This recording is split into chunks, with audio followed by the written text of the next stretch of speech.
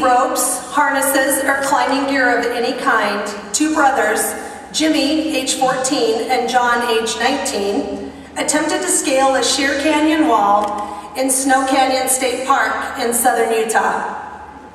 Near the top of their laborious climb, they discovered that a protruding ledge denied them of their final feat of ascent. They could not get over it, but neither could they now retreat from it. They were stranded. After careful maneuvering, John found enough footing to boost his younger brother to safety on top of the ledge, but there was no way to lift himself. The more he strained to find finger or foot leverage, the more his muscles began to cramp.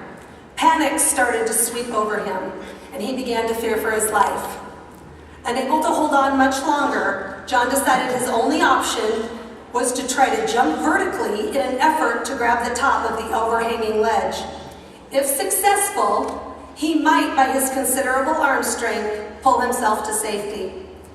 In his own words, he said, "Prior to my jump, I told Jimmy to go search for a tree branch strong enough to extend down to me.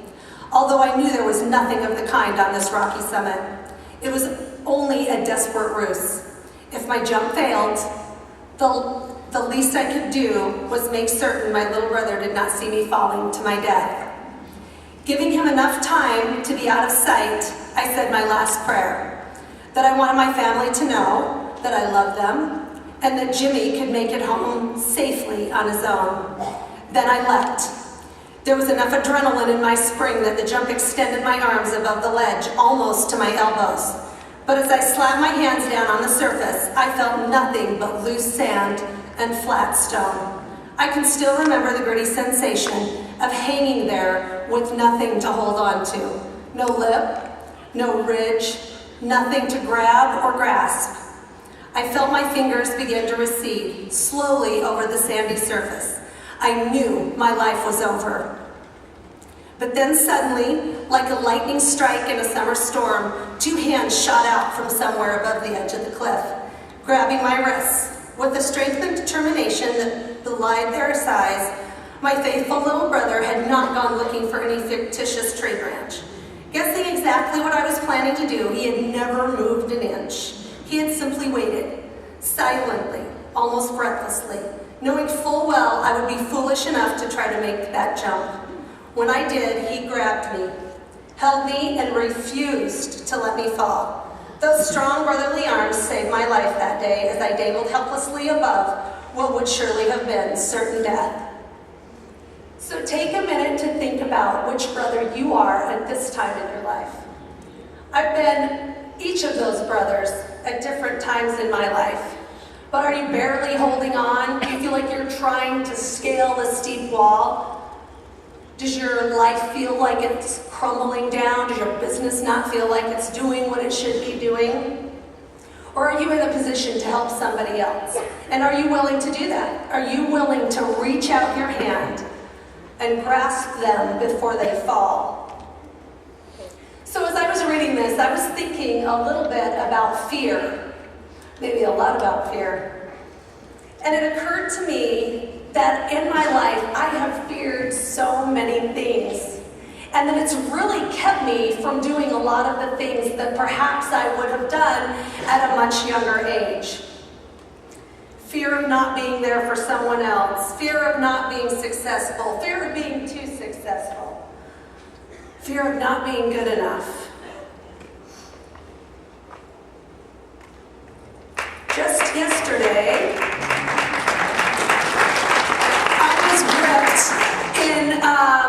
mortal fear. And it started about 2 days ago, and I was talking to one of my friends, and I said, okay, I'm going to see you at convention, but I'm not going to be able to get there until Thursday night because Jonathan's busy, and I was running through all these things, and he's like, no, we have the senior vice chairman dinner, and so you really have to be there. And I thought, well, but I have so much going on. Okay, who's made an excuse in their life? Have we all made excuses? So I had all of these things that I just absolutely had to do. Well, guess what?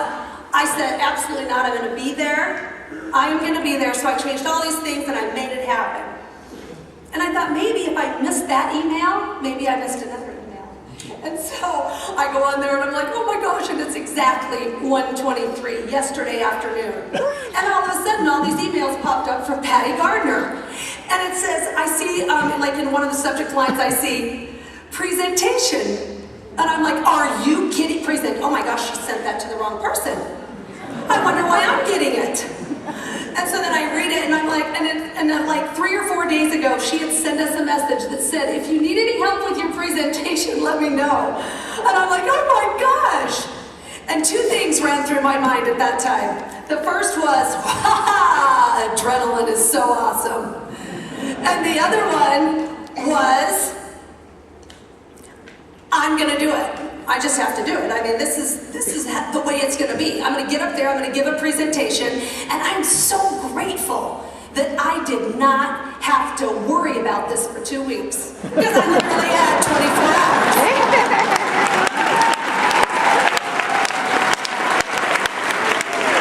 So in the past, I would have made up every excuse in the book. Jonathan's teaching a CLE at Mount Vernon, and oh my gosh, and Angelica doesn't feel well, and I mean, there would have been 1,000 reasons why I couldn't do this. And you know what's so awesome is through the process of learning and growing and stepping through fear, we learn that it doesn't matter what it is, we're just gonna do it. It doesn't matter if it's get up and give a presentation when you have a few minutes to prepare. It's you're just gonna get up and do it. And I'm so grateful that I'm to that point. I'm so grateful that in a business like this, we get to choose. We get to choose the way we're gonna be. Are you gonna let fear get in your way of things that you've always wanted? Are you gonna make excuses? Or are you gonna choose faith? Because as we all know, faith and fear can't live in the same body at the same time.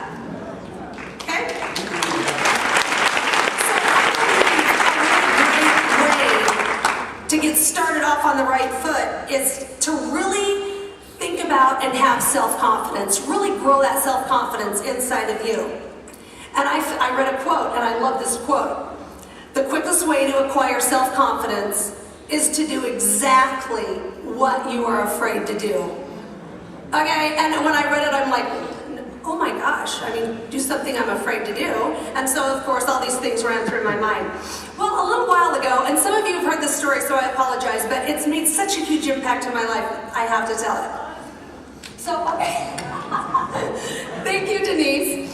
Okay, so a little while ago, I got the privilege of doing the scariest thing in the whole world to me. I mean, okay, so at my kids' school, they have a parents' play. And so they asked me, Sheryl, would you like to do the parents' play? And I said, oh, absolutely not. There's no way I'm doing that. I mean, I'm not an actress. I play one on TV. And, you know, I'm joking with the guy because I really don't want to do this. I am not going to be in this play. And so he kept asking me, and gosh, what a good lesson that was. I mean, like, keep asking until they say yes. And so he keeps asking me, and finally I said, okay, well, what exactly would I have to do? And he says, well, all you have to do is dance. All right, well, I'll give that a try. I can dance a little. Certainly not like Juan Carlos on the boat, but I can dance like a little bit. Okay, so I can dance a little bit. So I said, okay, that's fine, I'll do one dance. And so he said, okay, so that was great. So I get to the very first practice, and I'm a little apprehensive. I'm a little scared, but I think it's all right if all I have to do is dance. So I get there, and he says, and all these people are around, he says, can I talk to you? And I'm like, sure. And he goes, well, we've had a little mishap. And I'm like, oh, okay. You know, all right. And he said, one of the girls has quit, and we need you to take on another role. And I said, is it dancing?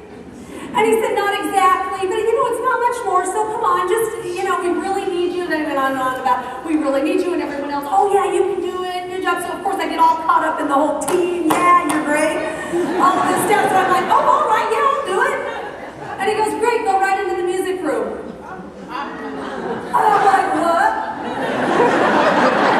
And he goes, well, yeah, the music room. And so I'm walking with him, and he's like, well, you can sing, can't you? And I'm like, I can't carry a tune in a bucket. I can't do it. No, I can't do it. And he goes, oh, come on, you'll be all right. It's not that hard.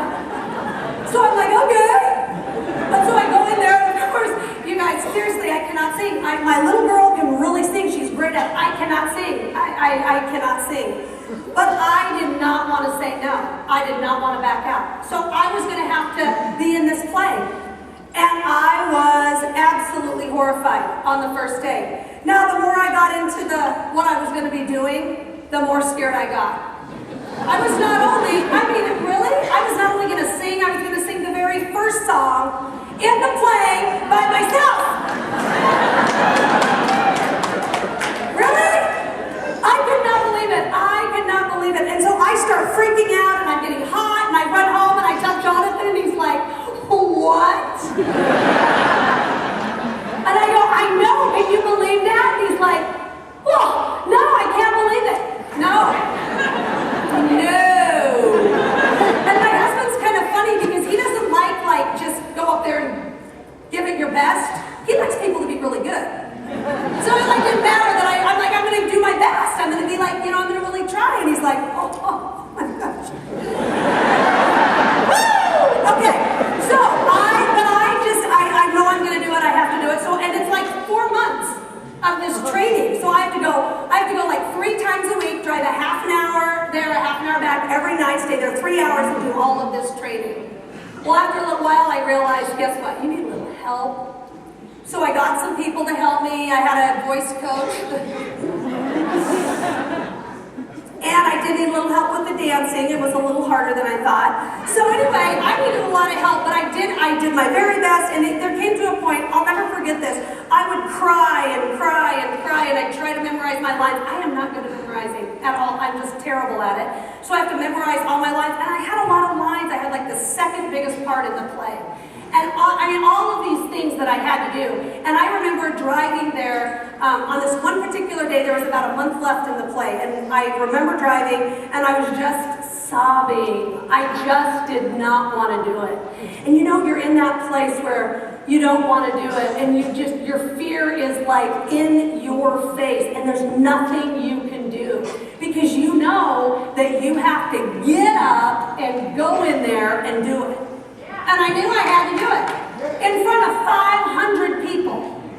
That was how many people were coming to the play, if I forgot to mention that. I mean, this is like, my gosh.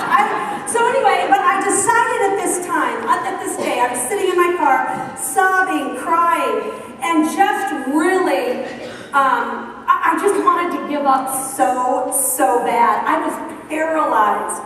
And I was tortured. I was tortured in my mind, going back and forth, and how can I get out of that? And oh my gosh, and just on and on and on. And then a little miracle happened. And at that point, I made a decision. And the decision that I made was to have faith.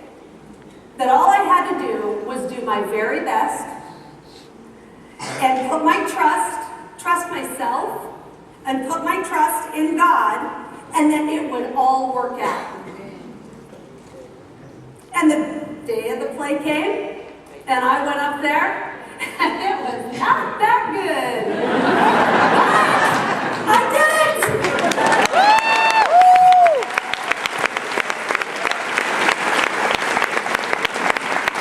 And I think that experience taught me one of the biggest in my life. That there is nothing, there's not one thing in my life that scares me now. Not one thing, because I've been up in front of 500 people. So, oh my gosh, I have 21 seconds. Okay, fear. False evidence appearing real. Oh my gosh, I love that. So what are some things that scare you? Do snakes scare you? Go to the zoo and hold a big python, get it wrapped all around you. Get yourself all scared. Are you afraid of heights? This last summer, I went ziplining, and my mom and my aunt were there. And we get up there, and my little boy's flying across, and he's all excited, and he's never done it. And I'm trotting up there, and my mom's a little quiet. And I'm like, are you okay? And she's like, well, I'm really scared. And I had no idea. She walked all